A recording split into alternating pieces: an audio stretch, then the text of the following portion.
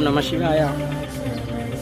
నా వీడియోస్ చూస్తున్న ప్రతి ఒక్కరికి నేను ఒక మాట చెప్పాలి అనుకుంటున్నాను. ఒకప్పుడు కొంచెం హెల్త్ పరంగా కానీ ఏదైనా మంచిగా లేదనుకొని ఆలోచిస్తున్న రోజులలో ఒక బ్రదరు అంటే ఒక అన్నయ్య నాకు కరుంగలి మాల తీసుకో బాగుంటుంది అని అన్నాడు. బాగుంటుంది అన్న తర్వాత నేను ఆర్డర్ పెట్టాను. ఒక 15 రోజులలో నా ఇంటికి వచ్చింది. ఇంటికి వచ్చిన తర్వాత ఆ అన్నయ్యని అడిగితే, అన్న దీన్ని ఎలా ధరించాలి ఏంటి అని అడిగితే, శివయ్య మీద వేసి ధరించి తర్వాత అభిషేకాలు చేయించేసి నువ్వు వేసుకొని వెళ్ళేసుకో అంతా బాగుంటుంది అన్నాడు. సరేలేనని నేను నాకు దగ్గరలో ఉన్న ఒక ఊరిలోకి వెళ్ళి శివయ్య మీద వేసి ఇది మెల్లో వేసి ఆయన మెల్లో వేసి అభిషేకం పంచపరమాండలతో అభిషేకాలు చేసి నాకు ఇవ్వండి పంతులు గారు అన్నందుకు.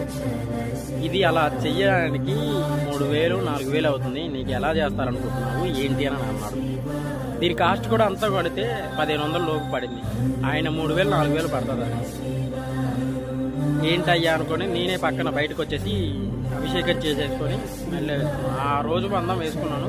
కానీ ఏదో నాకు కొంచెం గిల్టీగా, కొంచెం ఒక పర్సన్ గిల్టీగా అనిపించింది.